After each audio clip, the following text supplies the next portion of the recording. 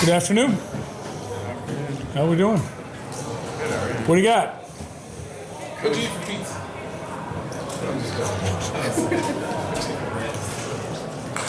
Coach, in fall camp, you talked about how Jaden Daniels needed to build trust in his teammates a year ago or 2 years ago. Have you seen that in Riley coming off of Saturday? And I guess, was that a confidence builder for him?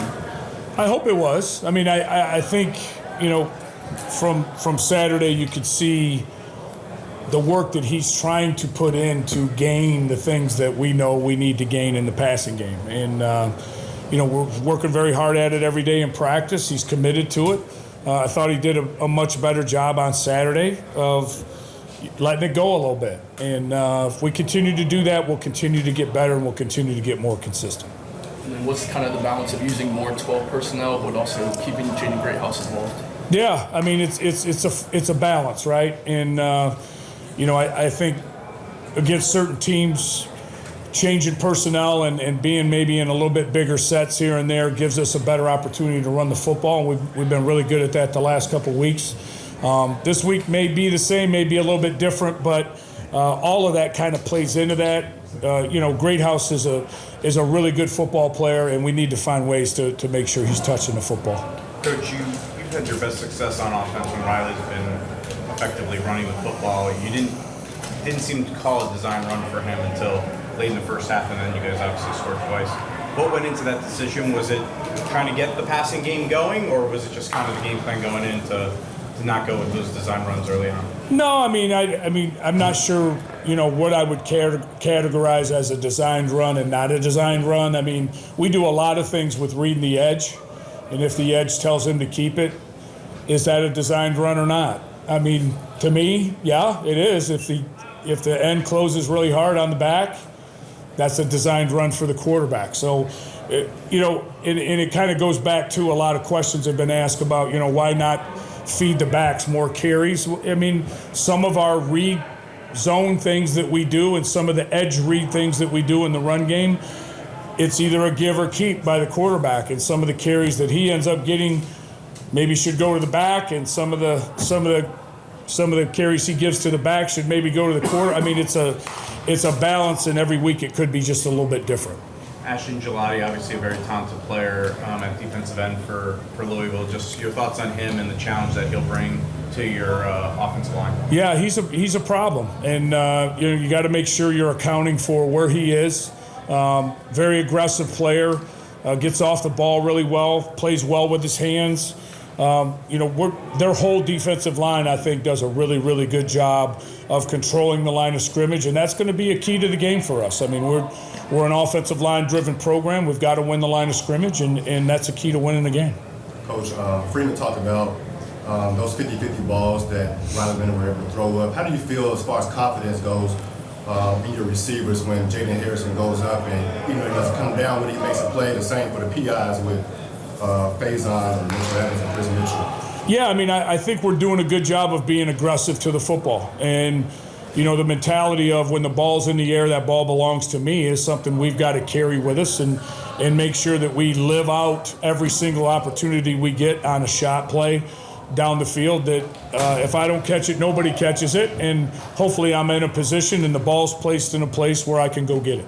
You know what took place last year against Louisville. What are the conversations with this offense and with Marcus Freeman to have a better outcome this year offensively against Louisville? Yeah, I think we've got to worry about what we do. And, number one, right? And we've got a really good football team coming into Notre Dame Stadium that we've got to spend this week really digging in and preparing for. And then, they played with a lot of intensity at home last year, and we've got to match that and play with some intensity of our own come Saturday. All right, Coach, Drake Bowen got the pass breakup on second down, and then the next play got a sack. What have you kind of seen from him over the first quarter of the season, and what does he kind of bring to those sub packages too? Well, let's go back to the pass breakup. That was one we talked about the previous series, so great job by Max bringing it to the linebacker's attention. And then it's one thing to bring it to their attention, it's another thing to bring that onto the field and execute. So excellent job by him. Really three elements on that play.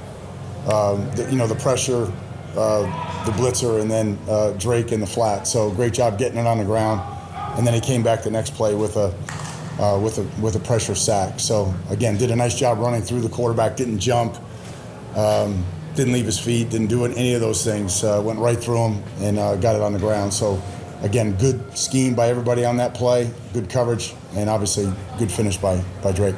And then Junior and Bubakar had solid games. I guess, did that kind of build trust with you, just showing that they can? Yeah, I mean, I trust these kids. I mean, they work so hard. Again, for me, the practice preceded the results, right?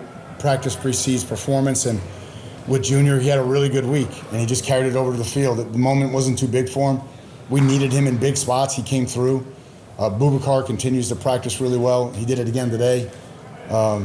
Just, playing with energy, playing at a high level, learning the game, improving. All those things are what we're looking for, continuous improvement, and those two are helping us right now.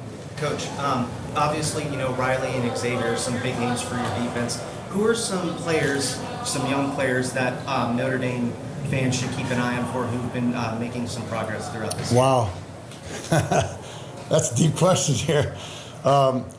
I don't know. There's so many guys that have, Donnie Heinisch, for example, has made a lot of progress. Jason Anye, coming off an injury the last 2 weeks, has grown up. So, you mentioned Junior already and Bubakar already. Obviously, Jaden Osbury's had a good, he's rolled summer camp into the season now, and he's just playing at a high level. Kingston, playing at a high level. Leonard Moore getting better every day, just watching him grow as a player and his confidence on the back end. Kennedy, Urlacher, I see the same thing in Luke Talek, just getting better every day. So, again, we're pushing a lot of those young guys because it's such a long season. Carson Hobbs and so many of those other guys just keep pushing, get better, and one day you'll get your opportunity. Coach, what was the reaction? I guess what is the conversation rather, knowing what took place against Louisville at Louisville last year, the rushing game, and how do you all defend that better this season to come out with a better outcome? Yeah, the conversation is about what we need to do today to prepare to get better and obviously be better in the run game and be better in our tackling than we were a year ago. No doubt about it. They present a great challenge.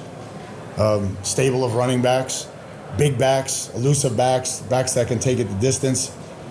They do a great job of getting their backs to second and third levels. The backs do a great job of yards after contact. So all of those things are great challenges. So we don't need any motivation. That's enough. Turn on the film.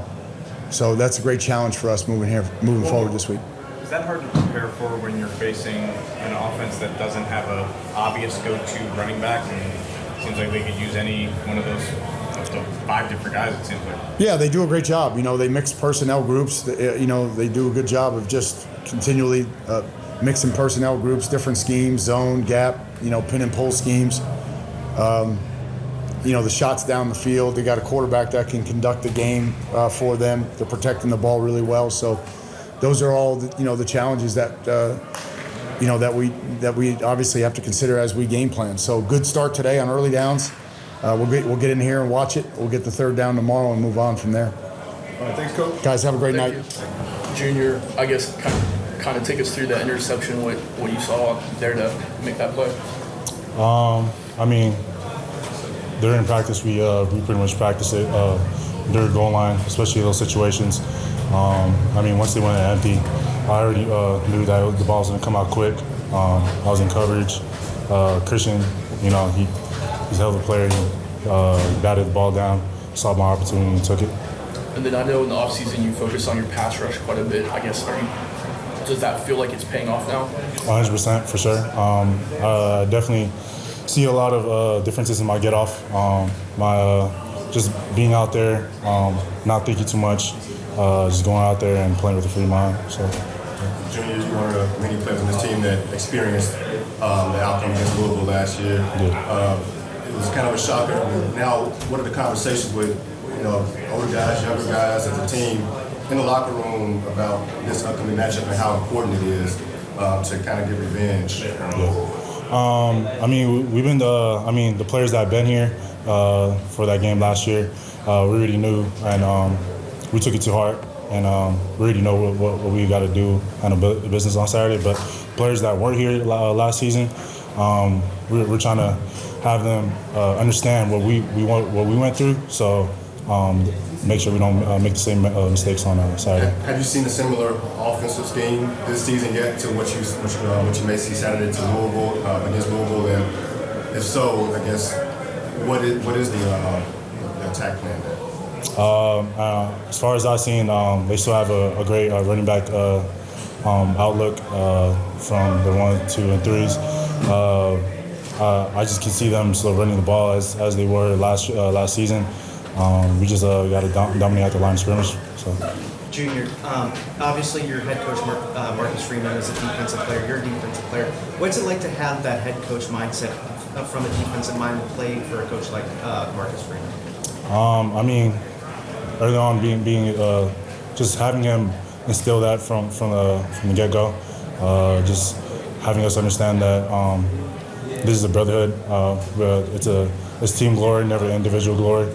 Understanding that it's more than just ourselves that's just playing out there. So.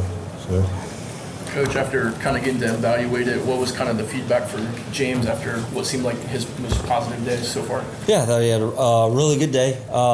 Feedback was just showing that his preparation, and really trying to work on being consistent. Thought Coach Freeman did a great job with the plan coming up for the week, of course, of trying to make it as game-like as possible so we could really just keep trying to indoctrinate him into situational football. And, I think he has really gaining confidence in the scheme and what we're trying to get done. And so, he was able to perform like we needed him to. And then what did you kind of see to call the reverse, knowing that it would work or almost work? Yeah, it was just a weekly opponent, just of a scouting thing that we're always looking at on all of our phases. And, so we felt like there was an edge there that we could definitely get around. And, I got to coach it better and make sure that everybody's clear and has clarity. So, we can get that big return, that 45-yard, return, and we can't put the offense in bad field position, But I think our guys believe and have the confidence, and so now we got to execute. What went wrong in the field goal? Was it just simply a bad snap, or what kind of went into that? Yeah, there was just a technique issue with cross, and so there was credit to Reno getting able to get back in and perform, and so got to always keep evaluating, and I thought they did a good job being able to settle in and protect the rest of the time. And then with Jordan's muff punt, what were conversations like with him after that point to kind of just keep his head in the right place and have you guys avoid stuff like that? Yeah, I mean, really that one really wasn't necessarily on Jordan. He did a really good job trying to go attack the ball, which is what we want to do, and so we have to get everybody else, out away from the ball and just make sure everybody's on the same page. And we want our returners to know he has a right to the ball, and the only way that he wouldn't have the right to the ball is if the opponent's in his way. And so we want him to play aggressively. We want him to go try and field that ball, still make smart decisions. So it was a good teaching moment all around, but we need to make sure we control the ball so we don't have any turnovers.